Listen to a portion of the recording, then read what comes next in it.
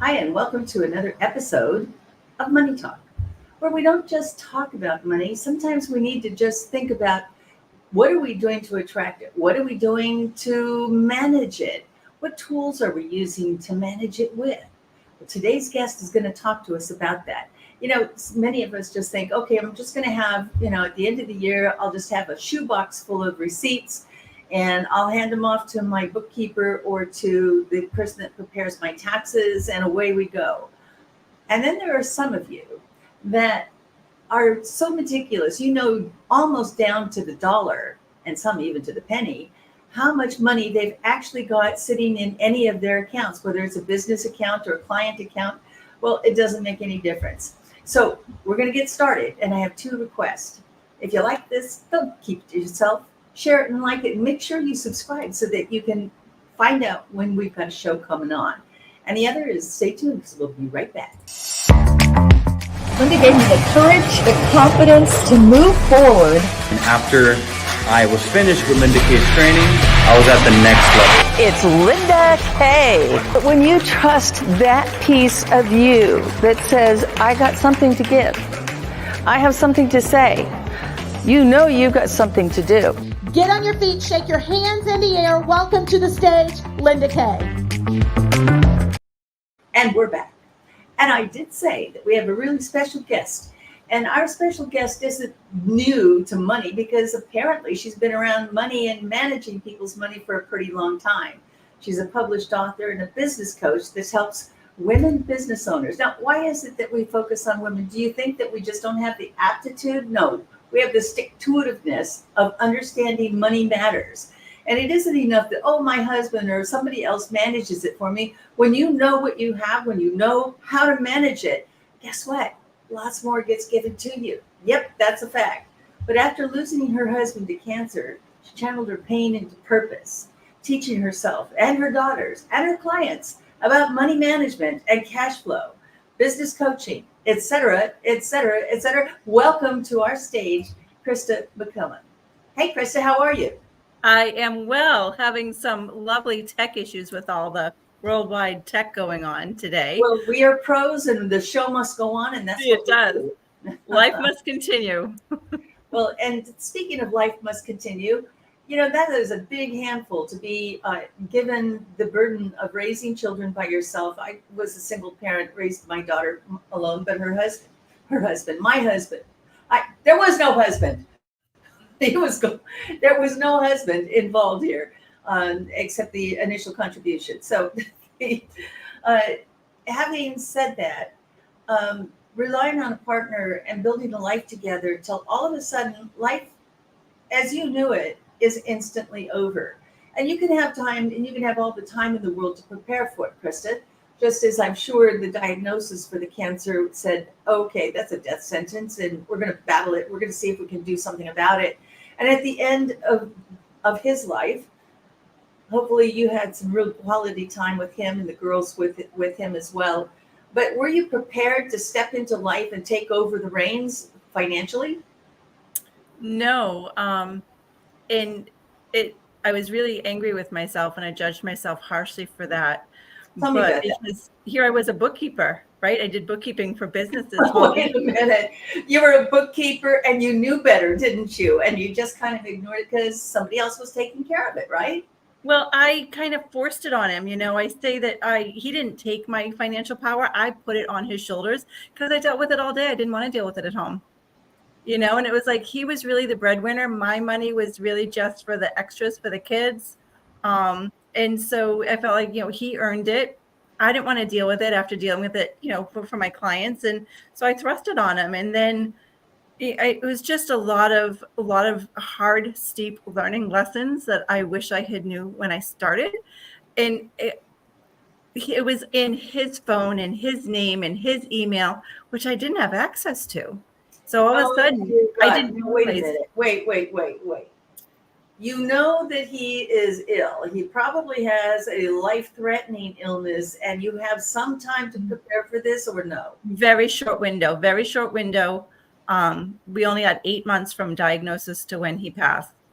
And 8 months could be a lifetime. This is no judgment on my part, but when my father passed away, my mom had, I think, from beginning of his illness till his end, 9 months. And you're really focused on helping them live the best life that they have left, and you're really not focused on a lot of other things. But what would you say the hardest thing was for you after he was gone?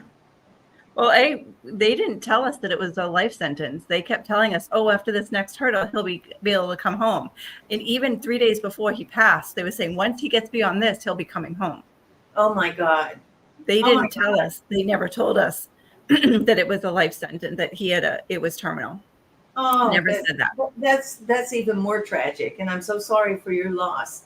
Tell me how long ago this was. This will be 13 years and 2 weeks. And I learned a lot of things that I kept my head in the sand, and it's my own doing. And this is where I say, no one ever regrets taking control of their money. No one ever regrets understanding where they stand. There's always a regret of not doing that. And I'm one of those people. Right. So now you practice what you preach, right? Very much. And, I brought my children in on making decisions of, okay, things are very different. How they old were young young. At the time of his passing? They were 8 and 11. Okay. And so 13 years later, you've got a 21-year-old and a 30. 24. Okay. See, I can count. I can do mental math. Yeah. So they're, I brought them in and it's like, all right, we have it took 2 incomes to take care of this household. Now we have one. He was a firefighter. And in our small, tiny little town, there weren't often enough full-time firefighters to be part of the union. So that means no life insurance. That means no disability. Firefighters don't pay into Social Security nationwide. So we didn't have nationwide. They don't pay into Social Security. No, they have their own. When you're part of the union, you have your own version of it. But if they don't have a union, how can they be excluded from getting Social Security? That doesn't seem right. You're right. And we have worked to change that. And that's unfortunately one of the things that we learned, that I didn't look at his pay stubs. I didn't see that Social Security wasn't withdrawn. I was not a benefit of death on his bank account that his paycheck went into, because we had his account, we had my account, we had the joint account. So all the money that went into his account, I had no right to when he passed. There are things that I've learned. Hold on. What state are you in? New Hampshire, but that's true nationwide. You need actually it isn't in California, because this is a community property state. It's community property state here too, but if you are not a co-signer, I had to go to court. Right. You either need to be a co-signer or you need to be signed as a beneficiary, which I didn't know. Like, who knew that you have to have a beneficiary? There is a business of dying, isn't there? Mm-hmm. Yeah. And there's a lot to learn about what you have to do to take care of things. And I'm really surprised that that they're not covered by Social Security. But would you, if you had known, would you have had the option to pay into? Yes. Yeah. If I had known, you can pay into Social Security. You can make your contributions. There are things that you can do, which is what I now help other, wives of firefighters or even husbands of firefighters, because there are some females, right. To be able to, hey, let's make sure that our future is tied up. Make sure that because it's not really an if for firefighters, it's a when they get ill or pass away on the job, that our family is covered. And the same thing with business owners. We don't start a business to not have our family benefit. And I'm dealing with this with a business owner of mine that passed away at COVID, and he didn't have anything in place where that money sat in his account, and his ex-wife, who he was very close with, and his children didn't get to benefit from it because his parents were fighting against his ex-wife over who had legal rights to this fund. If death is not bad enough, now you've got to fight the survivors. Yeah, and I hear so many stories like this, Kristen, and it's just disheartening. It's incredibly difficult to get through that piece of our life in that regard. But then it's complicated more by, in California, say, for instance, when my brother passed suddenly, and his wife had a right to what would be his interment or what would happen to him after. His family didn't have any say. And, you know, there's some things that just feel like they're inequitable. But there are things that we can do to set things up so that we make sure that that doesn't happen. And, That's you a know, lot. things like a simple trust. A trust. will. A will. A will. Okay, people get confused about the trust and the will, and they are two separate things. Are you able to talk about them? I am. So Scott did, when I started to realize that this wasn't good. And so Was this before or after his passing? Before his passing, 2 weeks Okay. before his passing, we did get a will in place. Thank God. Okay. Yeah. You have a house, you have children, you have obligations, you have, oh my God. Too late for a trust, too late. That was too late for a lot of things. And so when I started to look at him and put the pieces together and say, hey, this might not end well. Right. Already we went through all of our life savings trying to save him. You know, chemo's $21,000 a month, and you know, there's no income coming in. And here I am trying to I can't work that much because you didn't have him to the hospital, and I'm just hearing so many awful things. Was he covered by insurance? Mm-hmm. But insurance caps out. I see. Insurance only covers so much, and we had really good insurance. We had Blue Cross Blue Shield. Insurance only covers a certain amount, and then they stop in a year. Then they don't cover anymore. Oh no! What? Mm-hmm. Oh, there are thresholds. This is a horror story. This is a horror story. So, what would you say to your younger self 13 years ago? Oh gosh. I say it to my children now. Be nice, okay? Be nice and kind to her. She needs love. She does. And I say it to my children. I teach my children's friends, first of all, know where you stand. Have that conversation. Have a money date with yourself and with your partner. Have that flow. A money date. You know, it can be so icky to talk about, can it? Yeah, but you know what? It doesn't have to be. It can be, but it doesn't have to be. And when we sit down and we can actually talk about, hey, where do we stand? What do we have coming up? Like, what do we need to plan for? Having that money date. We didn't have that. We didn't discuss money. I had no idea. I didn't know that he was behind on the mortgage. I didn't know that he was behind on other bills. I didn't know we had debt, right? Because I had my head in the sand. So be in the know. There's always one person in the relationship that is the person in charge of money. There always is. It's just that's how it happens. Right. It's just and at times that power could shift from one to the other as well. And there are times that it has to, because one is sick and the other one's got to be making decisions, not mistakes. Right. But at least know, like I taught a group of women last weekend. I did a weekend intensive, and it was like, okay, well, who does your taxes? I don't know. My husband handles that. This is your homework. I want you to find out. And it's not a matter of, and some of them looked at me like, oh, well, it's going to make it seem like I'm not trusting my husband. No, it's your money too. You should know who is your tax person. Listen, would you send your kids to school and just assume that your husband's going to pick them up? We coordinate these things to take care of the responsibilities. It is our responsibility to understand what obligations there are. Where does the money go? How much is coming in? How much are we keeping for ourselves? It's it's the three parts of money, right?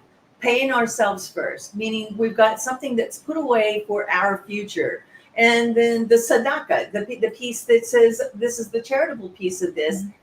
And maybe it's going to be a small amount, whatever your belief system is. But the rest of that has got to be managed so that you have enough money between pay periods to be able to get that money. Unless you have that tree out in the backyard that you've been nurturing, that you can go pluck from time to time a few hundreds. A few thousands, whatever you've got, right? So tracking it, people don't track. I didn't know. I didn't know where I stood. We didn't track our money. I didn't know he wasn't managing our money. I had no idea the debt that he had got us in, because apparently he wasn't good at handling money, and I actually was. But I didn't want to, because I did it during the day for clients. Yeah, that's interesting. Maybe he felt obligated because you said, I don't want to take care of this. You take care of it. And how many men would hold their hand up and say, hey, I'm not good at this. In fact, I suck at it. Can I see any hands? No guy is going to pick up a phone and go, I don't know. I don't know what the hell a balance sheet is. What do you mean a A P&L? budget? What? What's a budget? And that's what, you know, I'd say that to people all the time. It reminds me of a caption of a cartoon, and this woman looks up and she says, "How can I?" She goes to the bank. She goes, "How can I be out of money? I still have checks." Mm-hmm. Right? Well, I hear it all the time from women. There's a level of ignorance, and they say ignorance is bliss, but it isn't. Not. Ignorance can kill you because does, you don't know the answers to how much money is coming in, how much money is going out, how much is the mortgage, how much was our principal. How do we pay the mortgage? Right? And who pays for it? When is it due?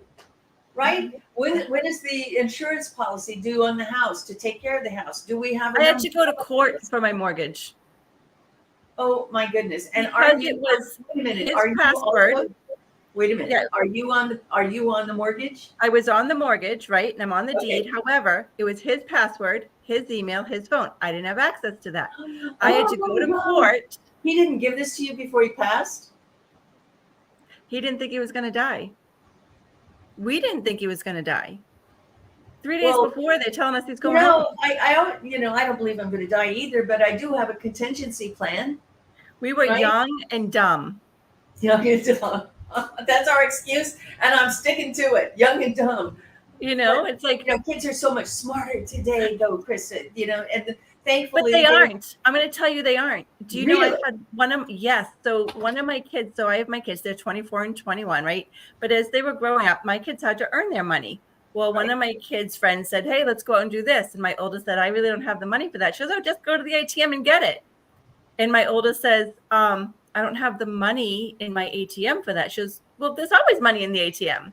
She had no idea her parents just kept putting money in for her. That she didn't know that she was. They don't teach it. They don't teach cash flow. Another one of her friends is actually her ex-boyfriend now. That he was like, "I don't understand why I'm bouncing stuff. I looked on my phone. It said there was money in the bank." Not understanding how to keep a check register of all the activity that, hey, guess what? It's not going to clear till Monday. All the stuff you did over the weekend won't clear till Monday. That's Sunday right. might look like there's money there. Got to wait till it clears. They don't teach it. And I think that today it's a lot easier for kids to understand where they stand with money because there's Zelle, there's all kinds of ways that the ATM that they're using that does take that money out instantly, right? So they know that within a couple of $100, unless they're spending a little bit more extravagantly, where they stand, where their money is. But I would say that one of the things that caught my eye and my interest in your story was that you realized you had a problem and you came out of this. Tell me the steps that you took. Tell me your story. So first of all, you have to know, it's like, where's Waldo, right? You got to know where you are first. It's like you are here. So where are we?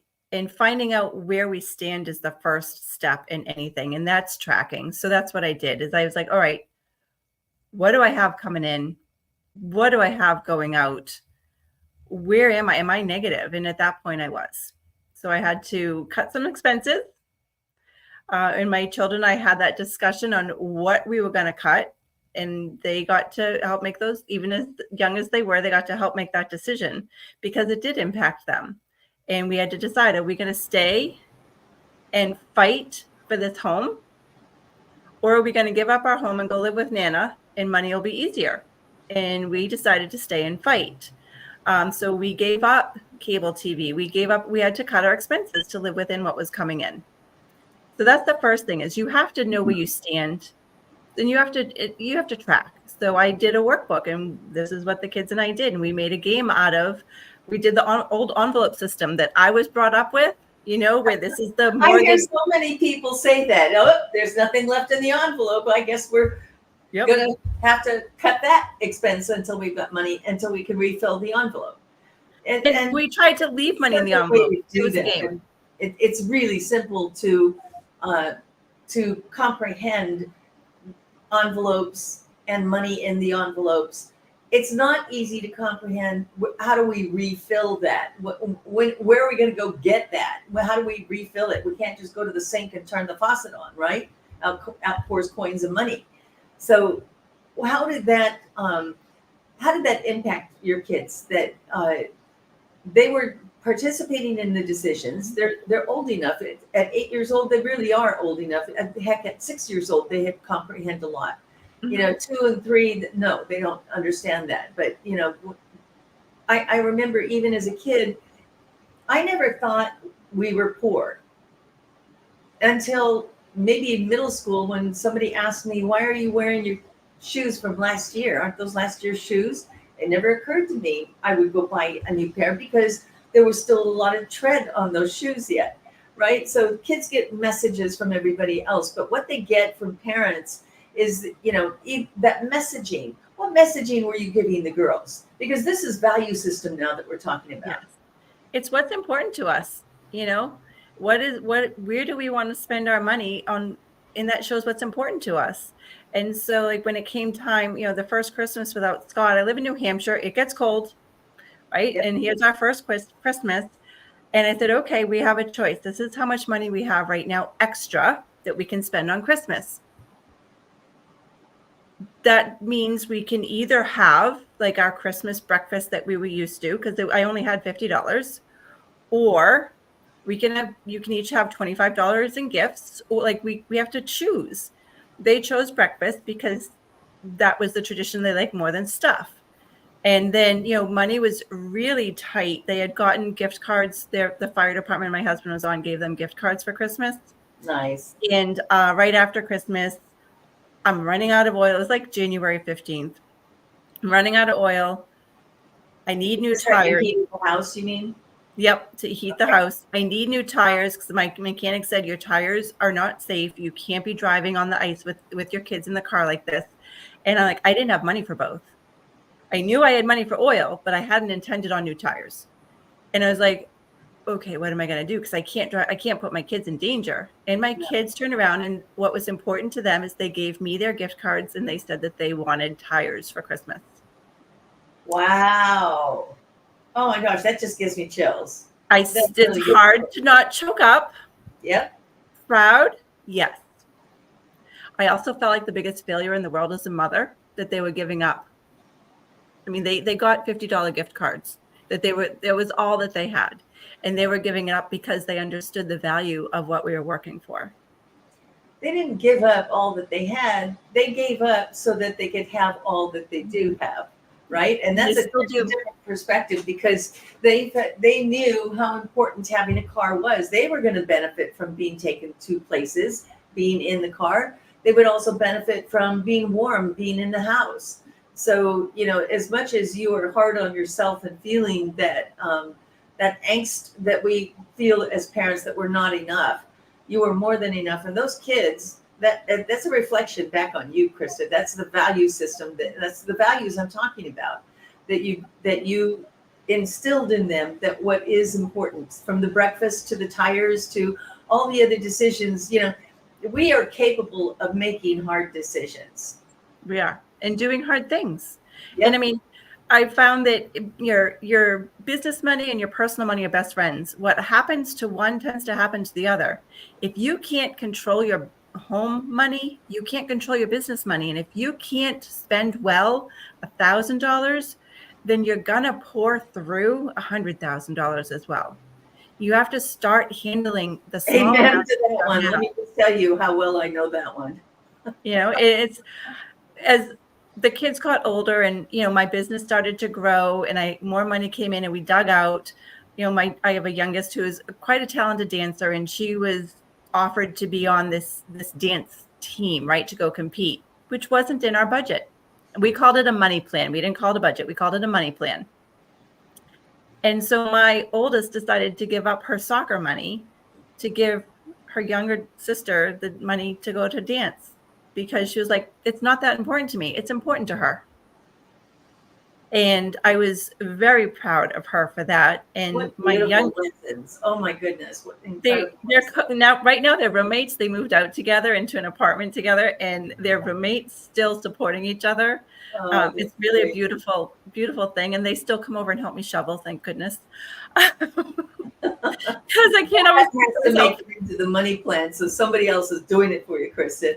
There's some things that we do express that we have the luxury of getting because we've earned and we've also saved and we've also planned for those pieces to be in place. I hate to clean house, and for that same reason, putting the money plan has to include a housekeeper. It does. Because And mine does now. Mine Oh, absolutely okay. does now. That was the first thing I gifted myself when cash became easier. First thing, because my time is not best spent cleaning the house. It's best spent helping my clients.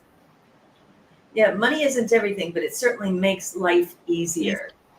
You know, and I'm just shocked at some of the things that you told me about firemen or firefighters and a union, and that they don't get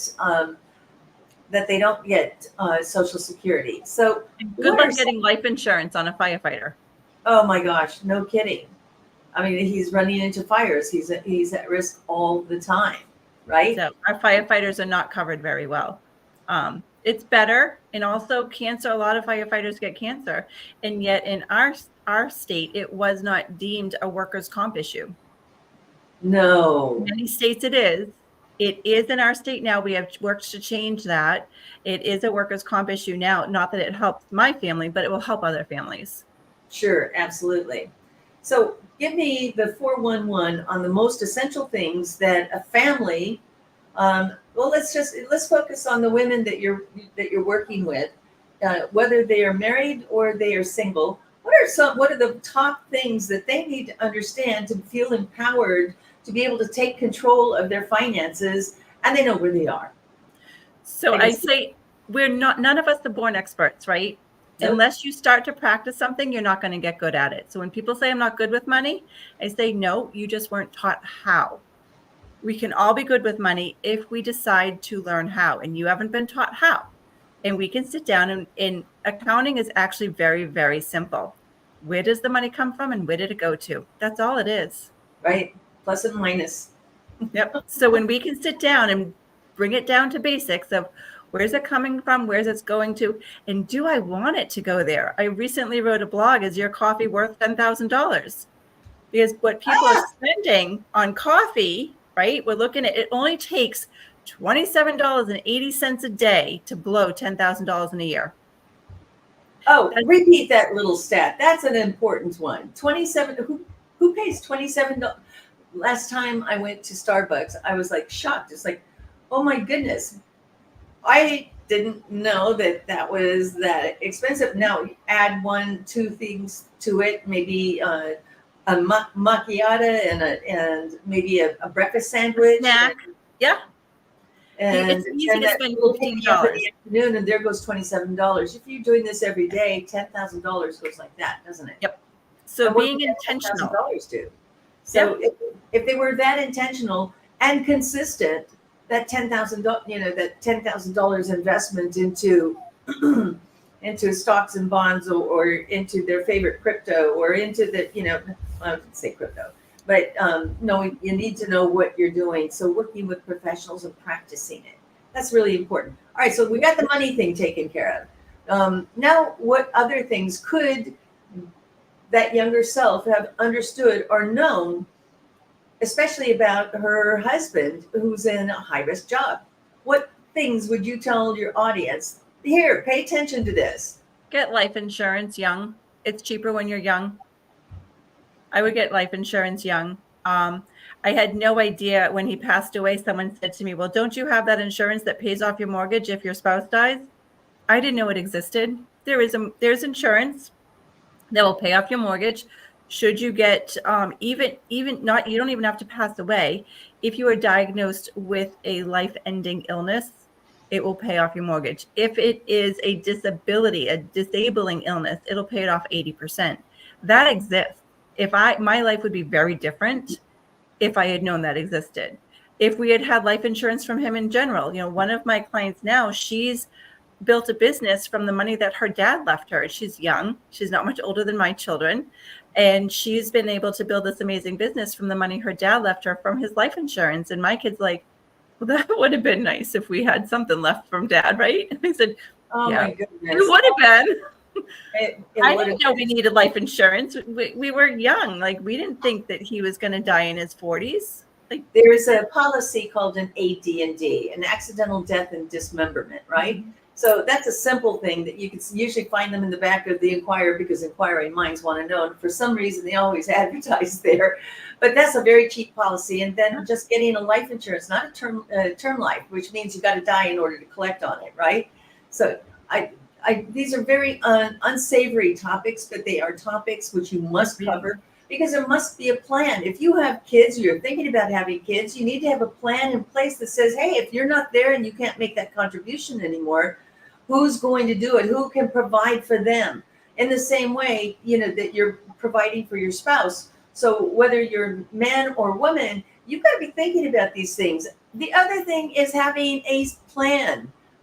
Having this life of secrecy, and I'm going to call it secrecy, Krista, because his and mine, and then ours, right?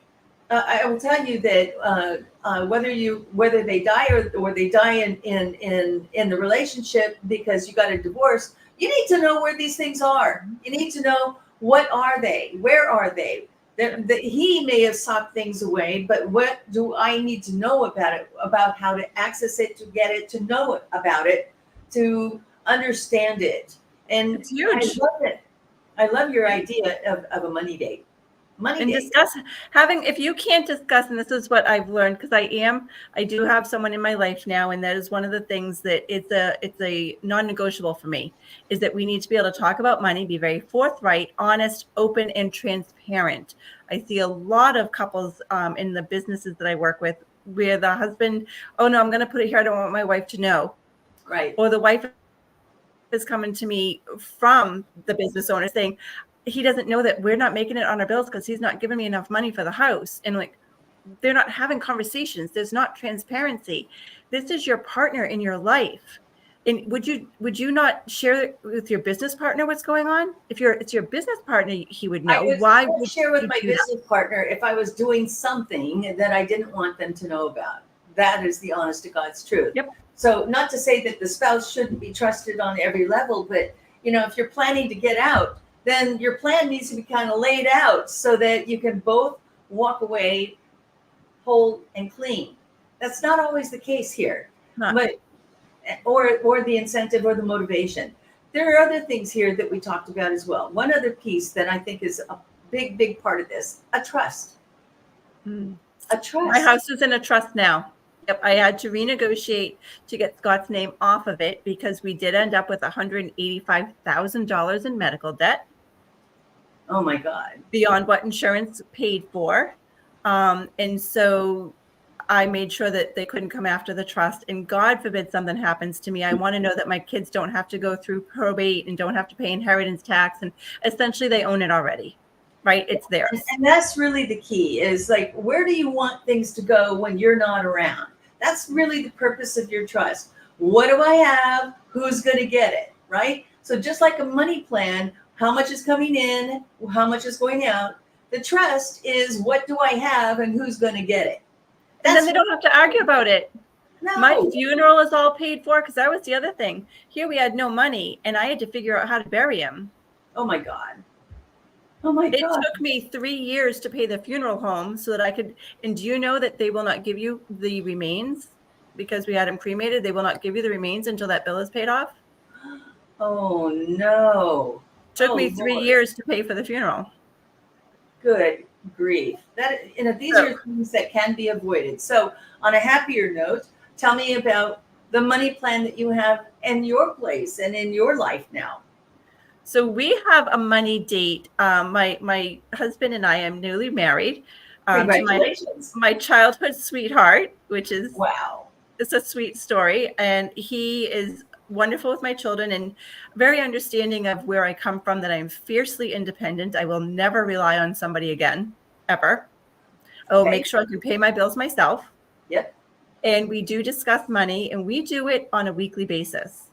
And it's a non-judgment thing, but it's like, all right, making sure we have the same priorities, that we're rowing in the same direction. Because if you're rowing in different directions, you're going in circles. Or So we want to row in the you're same not going anywhere, right? If Yeah, you're going to be on the same team, if you get in the boat and row in the same direction, right? So that's And what we if you don't do. want to be in the boat, let me know and I'll get to shore. Otherwise, I got to toss you out in the middle of the lake. So Exactly. And it makes it so you can adjust. He came from a prior marriage where it wasn't comfortable talking about money. It was a very adversarial conversation. It was difficult for them. And he was, he felt like a child being given an allowance. And that's not how I came to it. He knows where my business money is, and it includes, yes, he knows what goes on in my business. I know what goes on with his, we know what's going on in our money world, and we plan together, and we dream together, because when you dream about what your future is, okay, well, how are we going to get there? And it takes money. Right. And so we plan together. It's like, well, this is what we want. And so right now we are looking at getting a camper, because we had one, and I put my she shed where the camper was. The camper was old and not worth repairing. And so I built my she shed, and our next step is getting a camper again and going camping. So right now we are paying ourselves what it would be for a camper payment to make sure we can afford it. That's awesome. That is so good. I can't believe we're already out of time. In fact, we're over time, but this is such a great topic and so important for women to understand and for men to understand.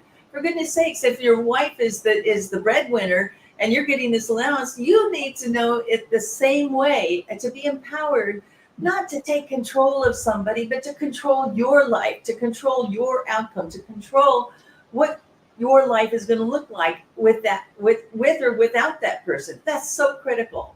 Oh my goodness. Krista, how do we find you? You can find me on Instagram, and you can find me online as well as Facebook at EM Bookkeeping Solutions. Actually, it's embookkeepingsolutions.com is the website. And it's EM Bookkeeping on Instagram and Facebook. And I do try and post some interesting things for people to think about, not just tax and bookkeeping stuff, but how do we take control of our money? Because you won't ever regret it. The best thing you can do to stand in your power is take control of your finances. Oh, thank you so much. And thank you for that, Krista. And congratulations on your new marriage of Old Flame. Let it keep flowing. Thank you so much. It's been a joy. All right. Thank you. Take care. And that's another episode in a wrap. Man, I tell you, there are so many people that are talking about, I didn't know this and I didn't know enough about that. Make sure that you take care of who you are. Make sure you take care of the life that you want and the life that you have. Until then, we'll see you next time. Take care. And we're out. Do you like to talk about money? If you do and you'd like to be a guest, contact me at lindakay360.com.